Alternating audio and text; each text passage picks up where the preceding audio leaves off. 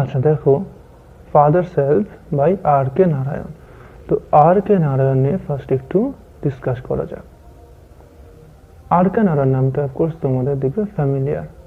Already তোমরা নিচু ক্লাসে দেখবে, ক্লাস 7-এ বোধহয়, মোস্ট প্রবাবলি ক্লাস 7-এ গোস্ট অন দ্য বারান্দা বলে খুব ইন্টারেস্টিং একটা স্টোরি ছিল।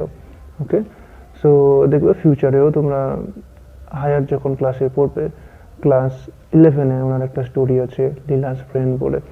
অ্যাকচুয়ালি বলতে গেলে ইংলিশ লিটারেচারে ইন্ডিয়ান যদি রাইটার থেকে থাকে, ওকে, সবচেয়ে ফেমাস যদি কেউ থাকেন তো রাস্কিন বন্ড থাকবেন, আর তার সাথে অফকোর্স ইকুয়ালি সিগনিফিকেন্টলি থাকবেন আর কে নারায়ণ।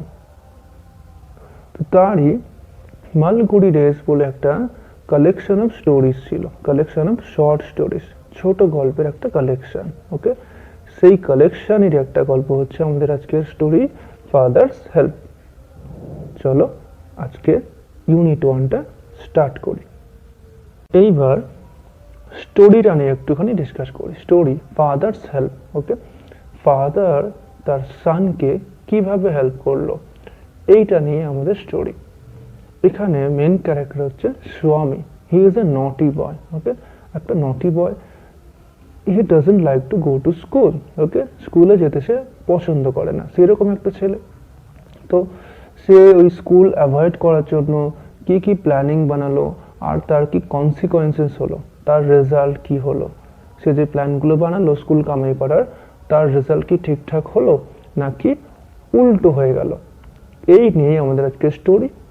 ওকে, আজকে এখানে মেন ক্যারেক্টার থাকবে স্বামী, অফকোর্স দ্য নটি বয় ইন দ্য স্টোরি, আর থাকবে ওর টিচার স্যামুয়েল, আর অফকোর্স স্বামী's ফাদার। চলো, let's get started.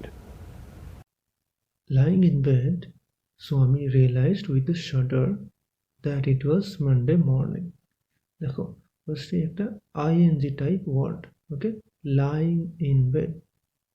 ING type ওয়ার্ডগুলো কীরকম ইউজ হয় দেখো। ফর এক্সাম্পল, ধরো বলছে seeing the snake the boy ran away. এটার মানে কি হয়? সাপটি দেখে ছেলেটি দৌড়ে পালালো। আরেকটা এক্সাম্পল ধরো বলছে coming home he took rest. বাড়িতে এসে সে বিশ্রাম নিল। তো সিমিলারলি এখানে লাইং ইন বেড মানে তাহলে কি? বিছানায় শুয়ে। স্বামী রিয়েলাইজড উইথ এ শাডার। স্বামী একদম কেঁপে উঠে বুঝতে পারলো, অনুভব করলো। এই যে আমরা কখন কেঁপে উঠি হঠাৎ ভয় পেলে, ওকে, নার্ভাস হয়ে গেলে, কি বুঝতে পারলো? ইট ওয়াজ মানডে মর্নিং, যে ওটা ছিল সোমবারের সকাল। It looked as though only a moment ago it was Friday.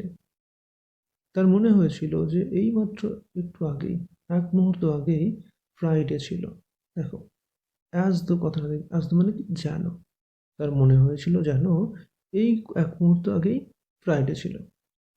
দেখো, এরকম হয় যখন আমরা এনজয়েবল কিছু মোমেন্ট কাটাই। ওকে, এনজয়েবল দিনগুলো সেগুলো খুব তাড়াতাড়ি পেরিয়ে যায়। বোরিং মনোটোনাস দিনগুলো, স্কুলের দিনগুলো, সেগুলো মনে হয় যে কাটতেই চাইছে না। ওকে, যারা স্কুলকে অফকোর্স বোরিং মনে করে, অনেকে আছে যারা স্কুল লাইক করে, বাট স্বামী কিন্তু সেরকম না। He doesn't like going to school.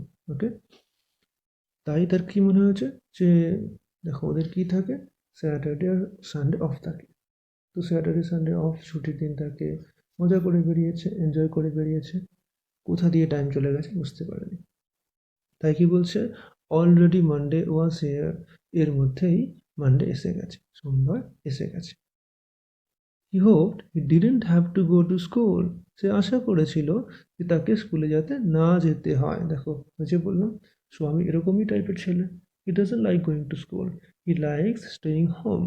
ওকে, তো সে এখানে স্কুলে যাওয়াটা অ্যাভয়েড করতে চাইছে। At 9 o'clock Swaminath wailed, I have a headache. দেখো, এক্সকিউজ খোঁজা স্টার্ট হয়ে গেছে। যে 9টার সময় সে ওয়েলড, কান্না জুড়ল, চিৎকার করে কান্না জুড়ল। কান্না জুড়ে কি বললো? আই হ্যাভ আ হেডেক, আমার মাথা ব্যথা করেছে। মাদার জেনারেসলি সাজেস্টেড দ্যাট স্বামী মাইট স্টে অ্যাট হোম। দেখো, মাদাররা যেমন হয়, জেনারেস হয়, কাইন্ড হার্টেড হয়। তো মা উদারভাবে সাজেস্ট করলেন। এই জেনারেস মানে কি? উদার, বড় মনের। ওকে, তো মা উদারভাবে বললেন, সাজেস্ট করলেন, প্রস্তাব দিলেন একটা স্বামীকে যে ঠিক আছে, আজকে তুমি বাড়িতে থেকে যেতে পারো। At 9:30, when he ought to have been in school prayer hall, Swami was lying on the bench in mother's room. দেখো, 9:30 সময়, ওকে, 9:30, 9:30 সময়, when he ought to have been, দেখো ought to কথাটা দেখবে, ought to মানে অ্যাকচুয়ালি should, উচিত, ওকে, ought to মানে হচ্ছে should। তো 9:30 সময় যখন তার স্কুলের প্রেয়ার হলে, স্কুলের প্রার্থনার যে কক্ষ, সেখানে থাকার কথা ছিল, সেখানে থাকা উচিত ছিল, সেখানে না থেকে স্বামী কি করছে?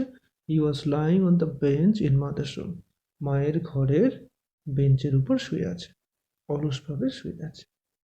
আর তার এক্সকিউজ এখন কি? That he has a headache, যে তার মাথা ব্যথা হয়েছে। ফাদার আস্কড হিম, দেখো এই প্রথম ফাদার এন্টার করছেন আমাদের স্টোরিতে। ফাদার জিজ্ঞেস করছে, have you no school today, তুমি কি আজ স্কুল যাবে না? Headache, Swami reply, Swami answer দিচ্ছে, একটা ওয়ার্ডের আনসার, হেডেক, মাথা ব্যথা।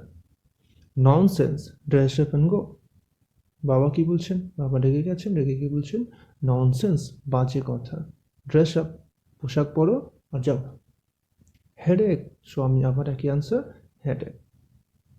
Loaf about less on Sundays and you will be without a headache on Monday. Father তখন বলছেন যে সানডেগুলোতে যদি একটু কম অলস হয়ে ঘোরাফেরা করো, দেখো লোফ অ্যাবাউট, লোফ অ্যাবাউট মানে ক্যাজুয়ালি ওয়াক অ্যারাউন্ড, ওকে, এদিক ওদিক অলস হয়ে ঘুরে বেড়ানো। ফাদার বলছেন সানডেগুলোতে একটু এরকম কম ঘোরাফেরা করো, তাহলে মানডেতে তোমার হেডেক হবে না।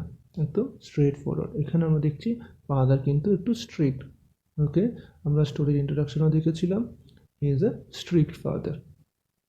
স্বামী knew how strict his father could be, দেখো স্বামীও জানতো এটা, স্বামী জানতো যে তার বাবা কতটা স্ট্রিক্ট হতে পারে, কতটা কঠোর হতে পারে। So he change his tactics, তাই সে তার ট্যাকটিকটা চেঞ্জ করলো। ট্যাকটিক মানে কি? ট্যাকটিক মানে হচ্ছে প্ল্যানিং, ওকে, পরিকল্পনা, স্কিমস, তার পরিকল্পনা সে চেঞ্জ করলো। I can't go so late to the class, তখন সে কি বলল? যে আমি এত দেরি করে স্কুলে যেতে পারবো না, ওকে। সো দেখো, যখন দেখছে হেডেক দিয়ে কাজ হচ্ছে না, তখন স্বামী ট্যাকটিক চেঞ্জ করে কি বলছে? যে আমি আর এত দেরি করে তো যেতে পারবো না। Next page. You will have to, তোমাকে যেতে হবে। It is your own fault, এটা তোমার নিজেরই দোষ, fault. What will the teacher think if I go so late, আমি যদি এত লেট করে যাই স্কুলে, তাহলে টিচার কী ভাববেন? স্বামী বলছে, tell him you had a headache and so are late, তখন ফাদার কী বলছেন? যে ওকে বলো, ওনাকে বলবে যে তোমার হেডেক আছে, মাথা ব্যথা হয়েছিল, তাই দেরি হয়েছে। He will scold me if I say so, উনি আমাকে বকবেন যদি আমি এটা বলি। দেখো এইখান থেকে স্বামীর যে প্লটিং বা স্কিমিং, কিছু প্ল্যানিং, এইখান থেকে স্টার্ট হয়েছে। মানে স্কুল অফ করার জন্য সে কতটা এক্সটেন্ট অবধি যেতে পারে, সেটা আমরা এখানে দেখতে চলেছি। দেখো, will he, let us see, তাই কি উনি বকবেন? দেখা যাক। হোয়াট ইজ হিজ নেম, ওনার নামটা কি? স্যামুয়েল। এই যে ফার্স্ট টাইম পাচ্ছি Samuel. What is the name of the teacher? The teachers name is Samuel. Does he always scold the students? Father জিজ্ঞেস করছেন, ফাদার তো একটু কনসার্ন হচ্ছেন যে ওই টিচার কি তারা সবসময় স্টুডেন্টদের বকাবকি করেন? স্কোল্ড করা মানে তাহলে কি? বকাবকি করা। He is a very angry man, তখন স্বামী বলছে যে হ্যাঁ, উনি খুব রাগী মানুষ। He is specially angry with boys who come in late, উনি বিশেষ করে রেগে যান। স্পেশালি মানে কি? বিশেষ করে। কাদের উপর রেগে যান? যারা দেরি করে আসে ক্লাসে। I wouldn't like to go late to Samuel's class, আমি স্যামুয়েলের ক্লাসে দেরি করে মোটেই যেতে চাইবো না। কারণ কি এক্সকিউজ দিচ্ছে স্বামী এখানে? উনি খুব বকাবকি করবেন দেরি করে গেলে। If he is so angry, why not tell your headmaster about it, যদি উনি এত রাগী হয়ে থাকেন, তাহলে তোমরা হেডমাস্টারকে কেন কমপ্লেন করো না? এটা দেখো, ফাদার খুব একটা লজিক্যাল কথা বলেছে। ওকে, যে এত রাগী টিচার যদি হয়ে থাকে সেটা তো মনে মোটেই ভালো কথা না। তো হেডমাস্টারকে বলা উচিত, কেন বলো না ওটা? They say that even the headmaster is afraid of him. এখানে স্বামীর রিপ্লাইটা একটু ফানি। দেখবে এরকম অনেক স্কুলই হয়ে থাকে, যে হেডমাস্টারের থেকেও অথরিটেটিভ একটা টিচার থাকে, ওকে, যিনি একটু অ্যাংরি টাইপ হয়, তাকে সবাই ভয় পায়। তো স্টুডেন্টসদের মধ্যে এটা এরকম একটা ধারণা থাকে যে মেবি হয়তো হেডমাস্টারও এই টিচারকে ভয় পাবে। তো সেই কথাই স্যামুয়েলের নামে অ্যালিগেশন করছে এখানে স্বামী। স্বামী কি বলছে? যে সবাই বলে, দেশে মানে কি সবাই বলে যে হেডমাস্টারও নাকি ওনাকে ভয় পায়। এর আনসার ফাদার কি দেবে? মানে এই রাগী স্যামুয়েল যে কতটা, সেটা নিয়ে আর ফাদারের কোনো ডাউট থাকবে না। আর এটাই চেয়েছিল স্বামী। ওকে, এই গেল ইউনিট 1।